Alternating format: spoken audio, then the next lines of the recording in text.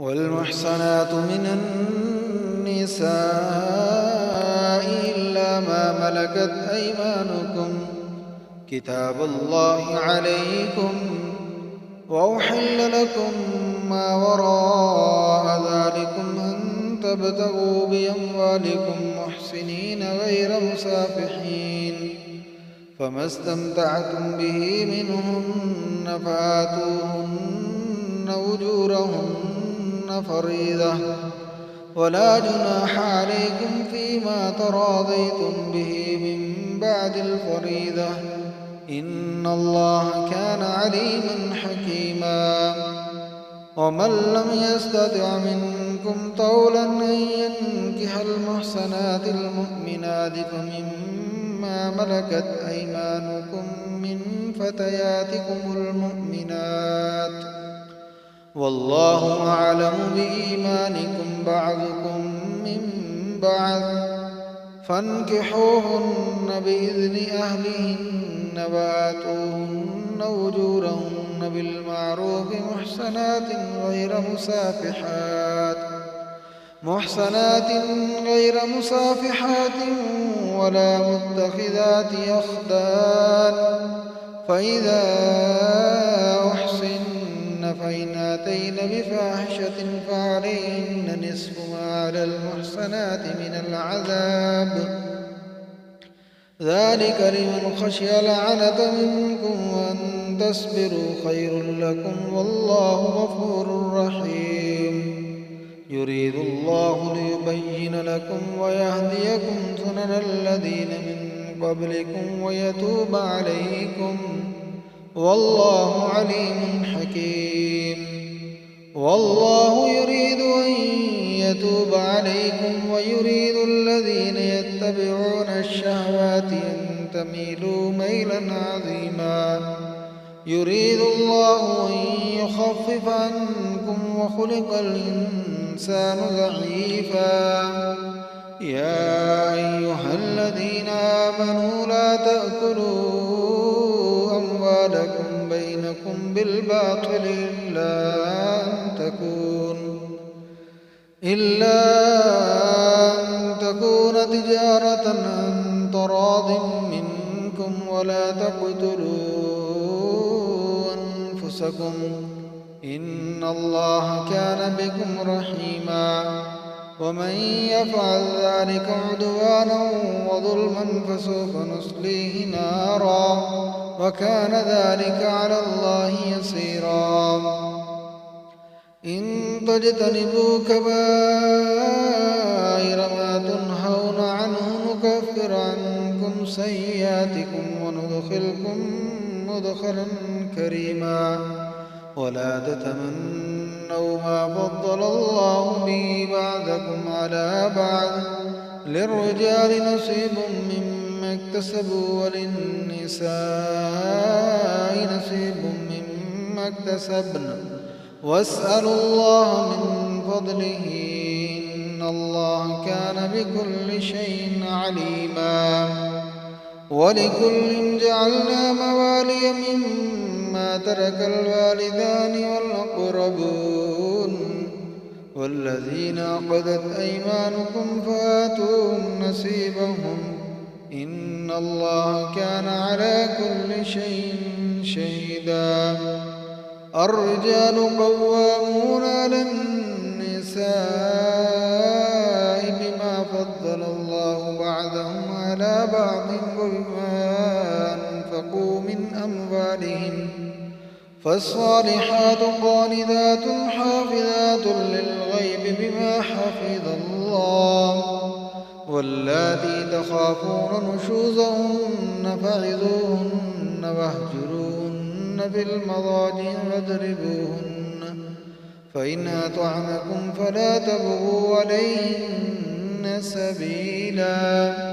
إن الله كان عليا كبيرا. وإن خفتم شقاق بينهما فبعثوا حكما من أهله وحكما من أهلها، إن يريدا إصلاحا يوفق الله بينهما، إن إن الله كان عليما خبيرا واعبدوا الله ولا تشركوا به شيئا وبالوالدين إحسانا وبذي القربى واليتامى والمساكين والجار ذي القربى والجار الجنب والصاحب بالجنب وابن السبيل وما ملكت أيمانكم إن الله لا يحب من كان مختالا فخورا الذين يبخلون ويأمرون الناس بالبخل ويكتمون ما آتاهم الله من فضله وأعتدنا للكافرين عذابا مهينا والذين ينفقون أموالهم رياء الناس ولا يؤمنون بالله ولا باليوم الآخر ومن يكن الشيطان له قرينا فساء قرينا وماذا عليهم لو آمنوا بالله واليوم الآخر وأنفقوا مما رزقهم الله وكان الله بهم عليما إن الله لا يظلم مثقال ذرة وإن تك حسنة يضاعفها ويؤت من لدنه أجرا عظيما فكيف إذا جئنا من كل أمة بشهيد وجئنا بك على هؤلاء شهيدا يومئذ يود الذين كفروا وعصوا الرسول لو تسوى بهم الأرض ولا يكتمون الله حديثا يا أيها الذين آمنوا لا تقربوا الصلاة وأنتم سكارى حتى تعلموا ما تقولون ولا جنبا إلا عابري سبيل حتى تغتسلوا وإن كنتم مرضى أو على سفر أو جاء أحد منكم من الغائط أو لامستم النساء فلم تجدوا ماء فتيمموا صعيدا طيبا فامسحوا بوجوهكم وأيديكم إن الله كان عفوا غفورا ألم تر إلى الذين أوتوا نصيبا من الكتاب يشترون الضلالة ويريدون أن تضلوا السبيل والله أعلم بأعدائكم وكفى بالله وليا وكفى بالله نصيرا من الذين هادوا يحرفون الكلم عن مواضعه ويقولون سمعنا وعصينا واسمع غير مسمع وراعنا ليا بألسنتهم وطعنا في الدين ولو أنهم قالوا سمعنا وأطعنا واسمع وانظرنا لكان خيرا لهم وأقوم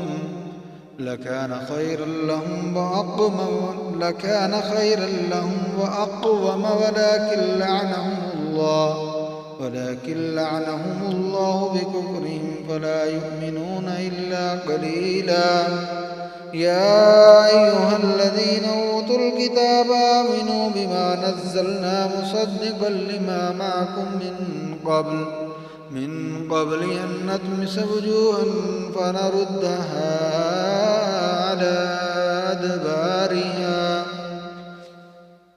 فنردها على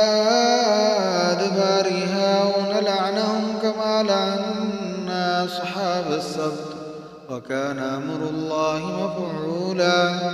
إن الله لا يغفر أن يشرك به ويغفر ما دون ذلك لمن يشاء ومن يشرك بالله فقد افترى إثما عظيما ألم تر إلى الذين يزكون أنفسهم بل الله يزكي من يشاء ولا يظلمون فتيلا انظر كيف يفترون على الله الكذب وكفى به إثما مبينا ألم تر إلى الذين أوتوا نصيبا من الكتاب يؤمنون بالجبت والطاغوت ويقولون للذين كفروا هؤلاء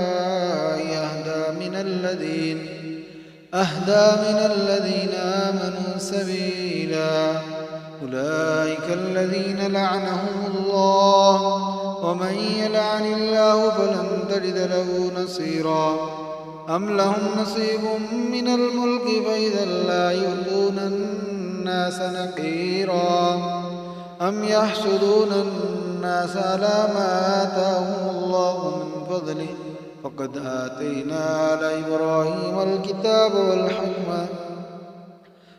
آتينا آل إبراهيم الكتاب والحكمة وآتيناهم ملكا عظيما فمنهم من آمن به ومنهم من صد عنه وكفى بجهنم سعيرا إن الذين كفروا بآياتنا سوف نصليهم نارا كلما نضجت جلودهم بدلناهم جلودا غيرها ليذوقوا العذاب إن الله كان عزيزا حكيما والذين آمنوا وعملوا الصالحات سندخلهم جنات تجري من تحتها الأنهار خالدين فيها أبدا لهم فيها أزواج مطهرة وندخلهم ظلا ظليلا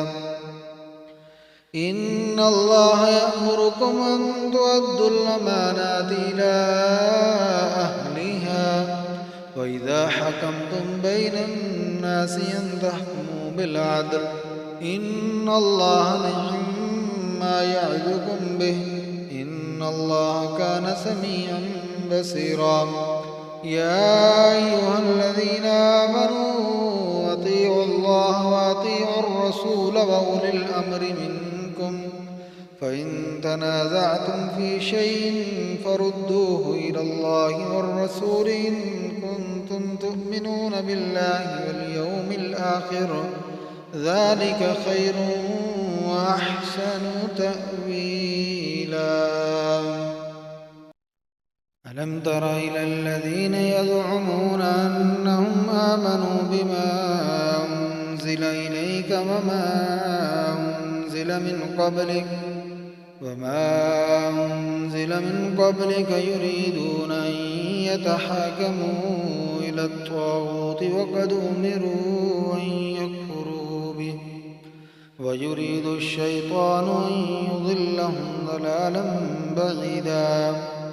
وإذا قيل لهم تعالوا إلى ما أنزل الله وإلى الرسول رأيت المنافقين يصدون عنك صدودا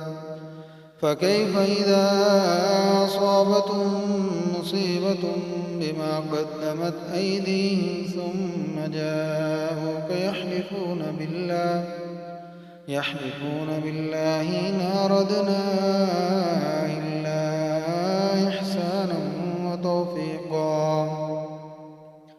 أولئك الذين يعلم الله ما في قلوبهم فأعرض عنهم وعظهم وقل لهم في أنفسهم قولا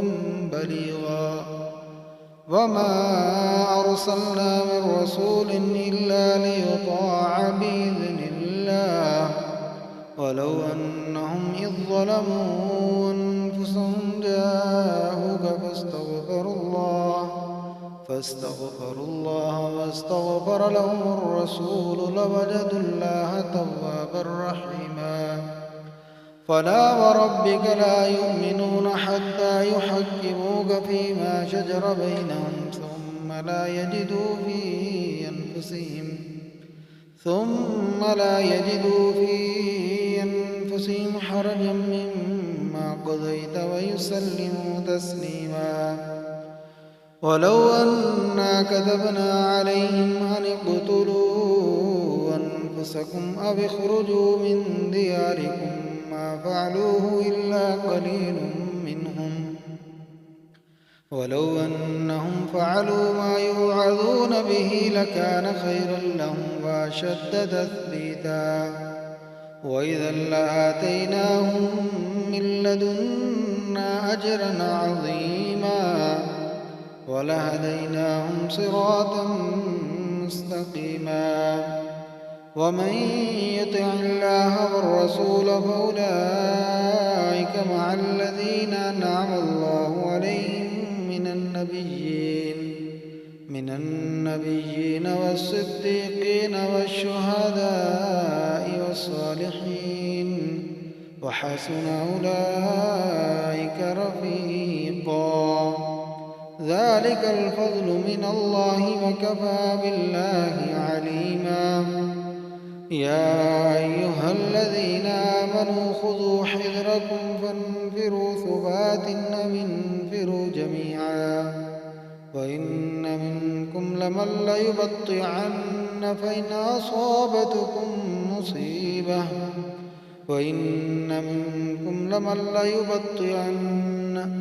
فإن أصابتكم مصيبة قال قد أنعم الله علي إذ لم أكن معهم شهيدا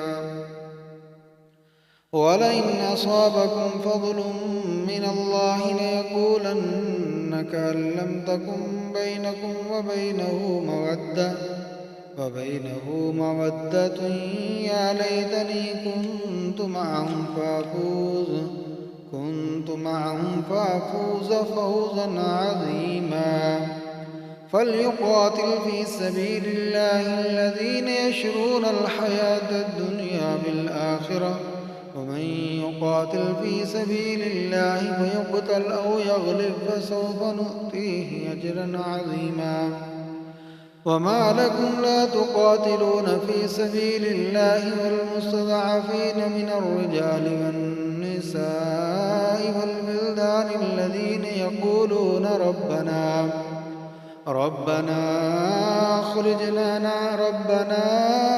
أخرجنا من هذه القرية الظالم أهلها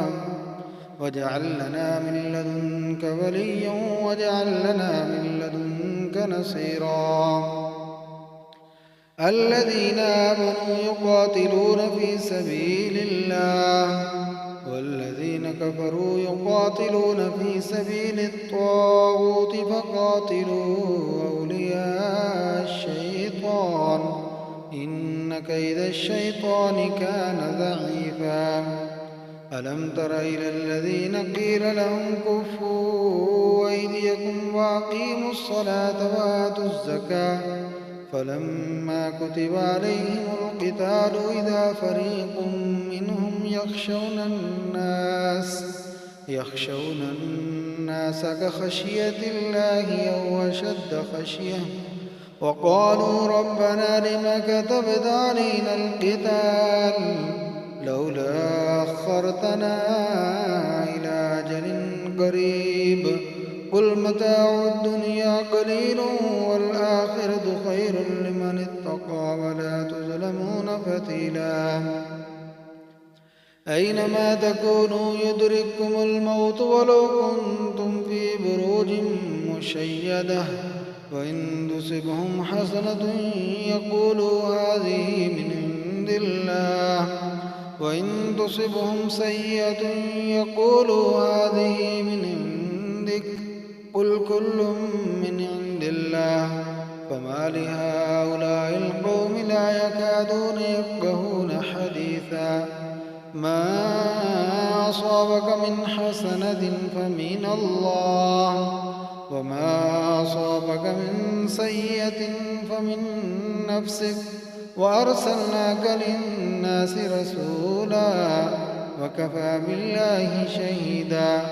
من يطع الرسول فقد أطاع الله ومن تولى فما أرسلناك عليهم حفيظا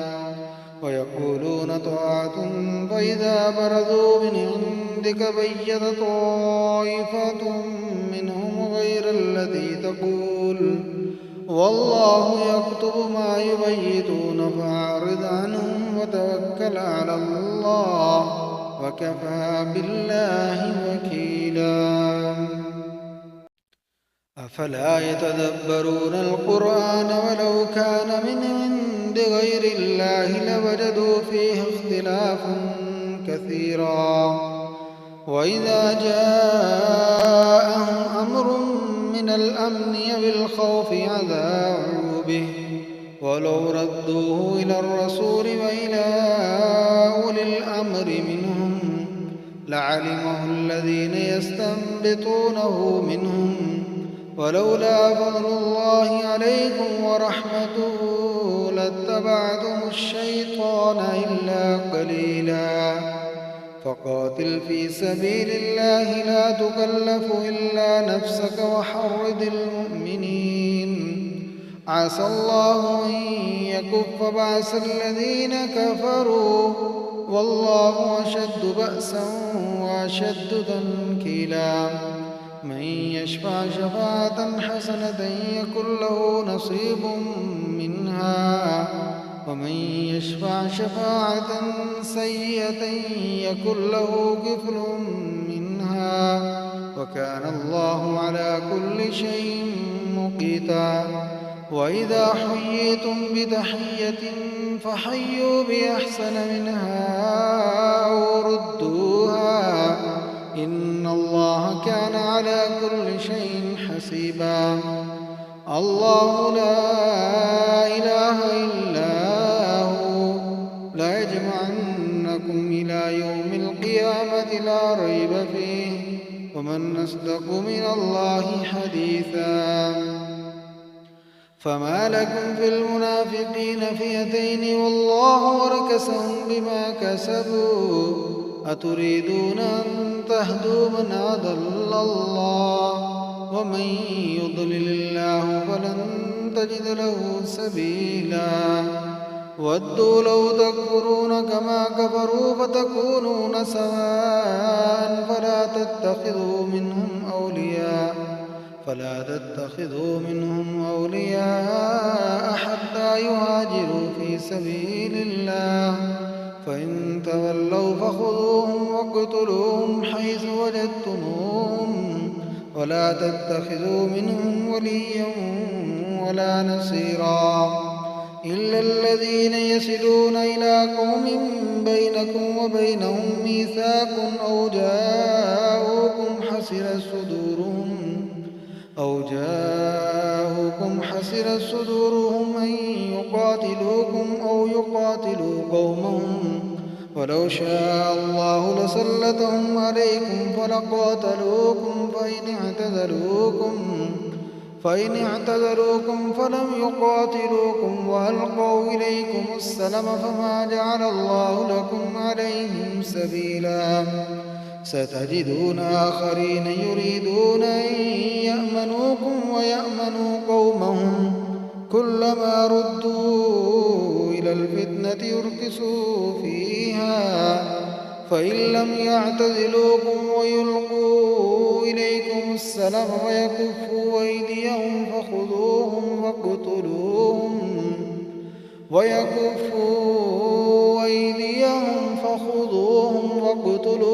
حيث ثقفتموهم وأولئكم جعلنا لكم عليهم سلطانا مبينا وما كان لمؤمن أن يقتل مؤمنا إلا خطأ ومن قتل مؤمنا خطأ فتحرير رقبة مؤمنة وإن كان من قوم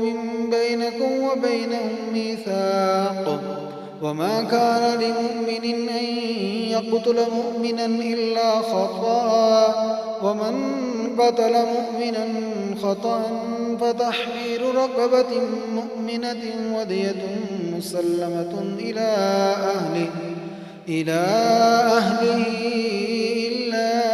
أن يصدقوا فإن كان من قوم عدو لكم وهو مؤمن فتحرير رقبة مؤمنة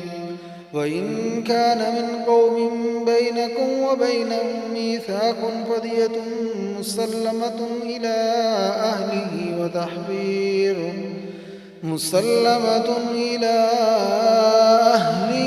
وتحرير رقبة مؤمنة، فمن لم يجد فصيام شهرين متتابعين توبة من الله، وكان الله عليما حكيما.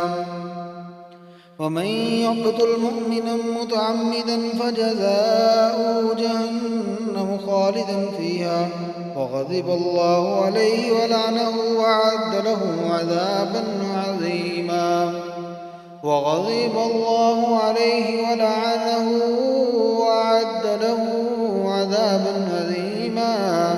يا أيها الذين آمنوا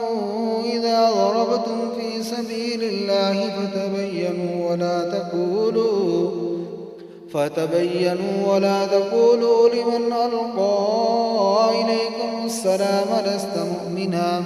تبتغون عرض الحياة الدنيا فعند الله مغانم كثيرة كذلك كنتم من قبل فمن الله عليكم فتبينوا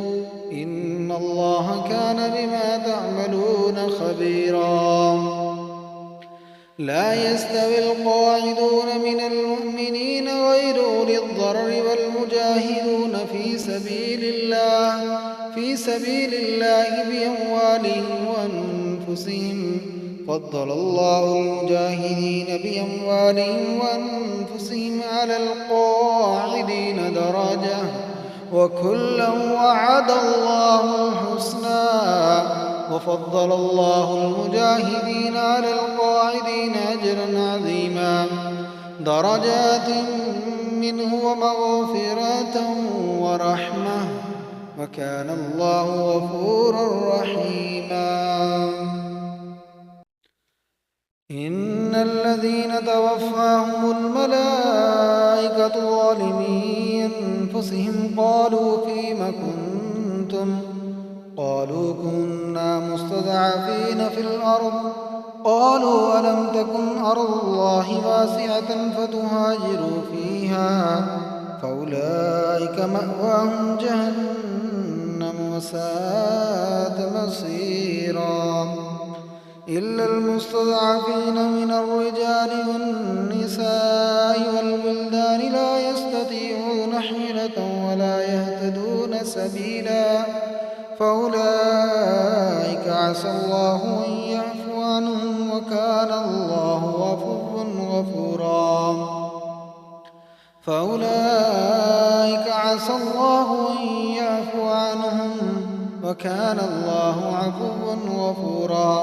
ومن يهاجر في سبيل الله يجد في الأرض مراغما كثيرا وسعة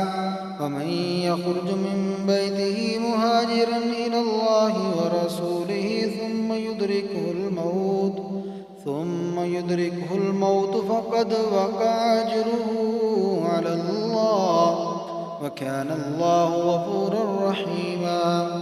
وإذا ضربتم في الأرض فليس عليكم جناح أن تقصروا من الصلاة إن خفتم أن يفتنكم الذين كفروا إن الكافرين كانوا لكم عدوا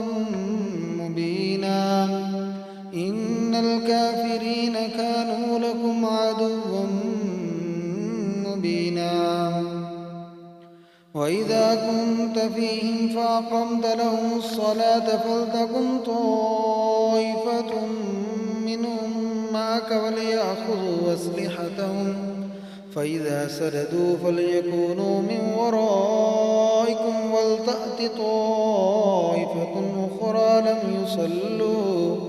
لم يصلوا فليصلوا معك وليأخذوا حذرهم وأسلحتهم ود الذين كفروا لو تغفلون عن أسلحتكم وأمتعتكم فيميلون عليكم ميلة واحدة ولا جناح عليكم إن كان بكم أذى من مطر أو كنتم مرضى أو كنتم مرضى أن تضعوا أسلحتكم وخذوا حذركم إن الله أعد للكافرين عذابا مهينا فإذا قضيتم الصلاة فاذكروا الله قياما وقعودا وعلى جنوبكم فإذا اطمأننتم فأقيموا الصلاة إن الصلاة كانت على المؤمنين كتابا موقوتا ولا تهنوا في ابتغاء القوم إن تكونوا تعلمون فإنهم يعلمون كما تعلمون وترجون من الله ما لا يرجون وكان الله عليما حكيما إنا أنزلنا إليك الكتاب بالحق لتحكم بين الناس بما أراك الله ولا تكن للخائنين خصيما واستغفر الله إن الله كان غفورا رحيما ولا تجادل عن الذين يختانون أنفسهم إن الله لا يحب من كان خوانا أثيما يستخفون من الناس ولا يستخفون من الله وهو معهم إذ يبيتون ما لا يرضى من القول وكان الله بما يعملون محيطا ها أنتم هؤلاء جادلتم عنهم في الحياة الدنيا فمن يجادل الله عنهم يوم القيامة أم من يكون عليهم وكيلا ومن يعمل سوءا أو يظلم نفسه ثم يستغفر الله يجد الله غفورا رحيما ومن يكسب إثما فإنما يكسبه على نفسه وكان الله عليما حكيما ومن يكسب خطيئة أو إثما ثم يرم به بريئا فقد احتمل بهتانا وإثما مبينا ولولا فضل الله عليك ورحمته لهمت طائفة منهم أن يضلوك وما يضلون إلا أنفسهم وما يضرونك من شيء وأنزل الله عليك الكتاب والحكمة وعلمك ما لم تكن تعلم وكان فضل الله عليك عظيما لا خير في كثير من نجواهم إلا من أمر بصدقة أو معروف أو إصلاح بين الناس ومن يفعل ذلك ابتغاء مرضات الله فسوف نؤتيه أجرا عظيما ومن يشاقق الرسول من بعد ما تبين له الهدى ويتبع غير سبيل المؤمنين نوله ما تولى ونصله جهنم وساءت مصيرا ومن يشاقق الرسول من بعد ما تبين له الهدى ويتبع غير سبيل المؤمنين نوله ما تولى ونصله جهنم وساءت مصيرا الله لا يغفر أن يشرك به ويغفر ما دون ذلك لمن يشاء ومن يشرك بالله فقد ضل ضلالا بعيدا إن يدعون من دونه إلا إناثا وإن يدعون إلا شيطانا مريدا لعنه الله وقال لأتخذن من عبادك نصيبا مفروضا ولأضلنهم ولأمنينهم ولآمرنهم فليبتكن آذان الأنعام ولآمرنهم فليغيرن خلق الله ومن يتخذ الشيطان وليا من دون الله فقد خسر خسرانا مبينا يعدهم ويمنيهم وما يعدهم الشيطان إلا غرورا أولئك مأواهم جهنم ولا يجدون عنها محيصا والذين آمنوا وعملوا الصالحات سندخلهم جنات تجري من تحتها الأنهار خالدين فيها أبدا وعد الله حقا ومن أصدق من الله قيلا ليس بأمانيكم ولا أماني أهل الكتاب من يعمل سوءا يجز به ولا يجد له من دون الله وليا ولا نصيرا ومن يعمل من الصالحات من ذكر أو أنثى وهو مؤمن فأولئك يدخلون الجنة ولا يظلمون نقيرا ومن أحسن دينا ممن أسلم وجهه لله وهو محسن واتبع ملة إبراهيم حنيفا واتخذ الله إبراهيم خليلا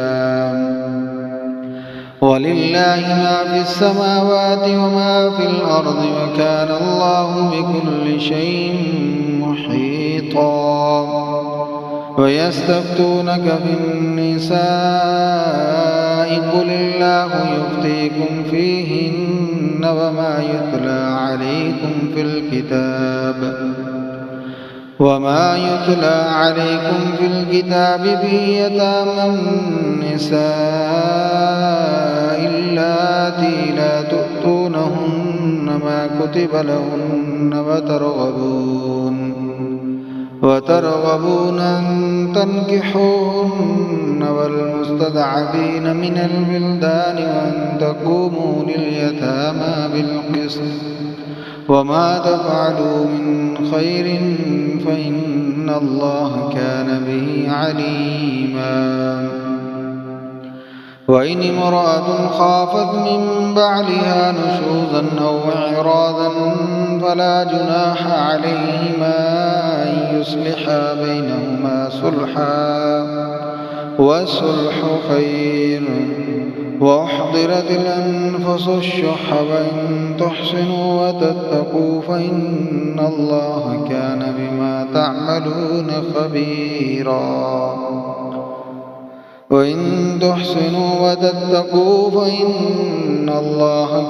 بما تعملون خبيرا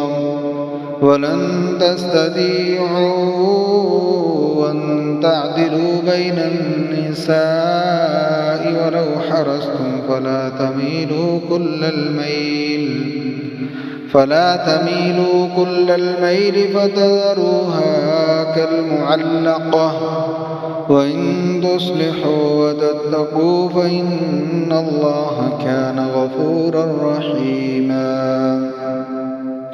وإن يتفرقا يغن الله كلا من سعته وكان الله واسعا حكيما ولله ما في السماوات وما في الأرض ولقد وصينا الذين أوتوا الكتاب من قبلكم وإياكم أن اتقوا الله وإن تكفروا فإن لله ما في السماوات وما في الأرض وكان الله غنيا حميدا ولله ما في السماوات وما في الأرض وكفى بالله وكيلا ولله ما في السماوات وما في الأرض وكفى بالله وكيلا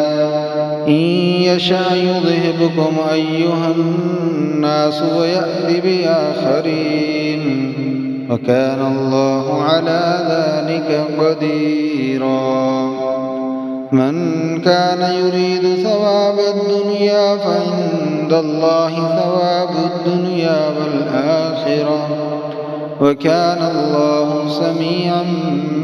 بصيرا يا أيها الذين آمنوا كونوا قوامين بالقسط شهداء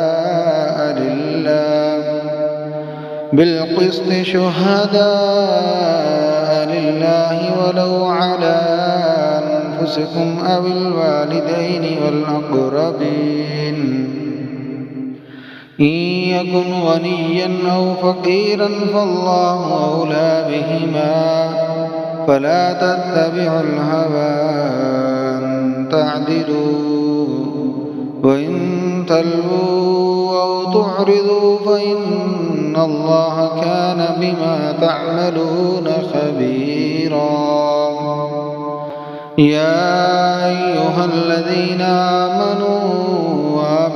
بالله ورسوله والكتاب الذي نزل على رسوله والكتاب الذي أنزل من قبل ومن يكفر بالله وملائكته وكتبه ورسله واليوم الآخر فقد ضل ضلالا بعيدا إن الذين آمنوا ثم كفروا ثم آمنوا ثم كفروا ثم ازدادوا كفرا لم يكن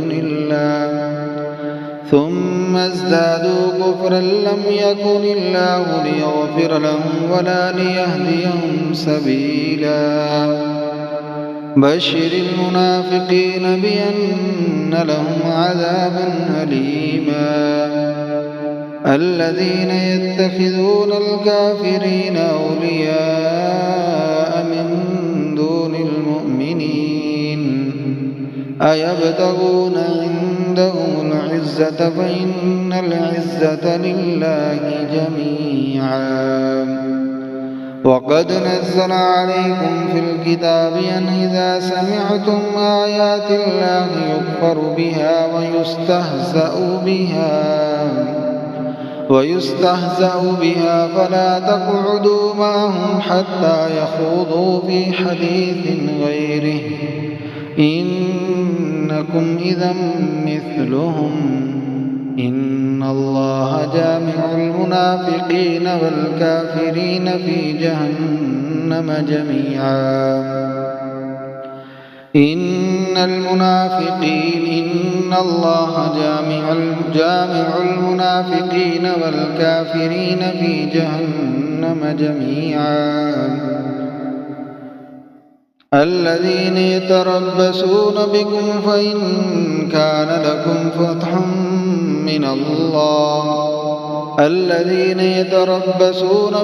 فإن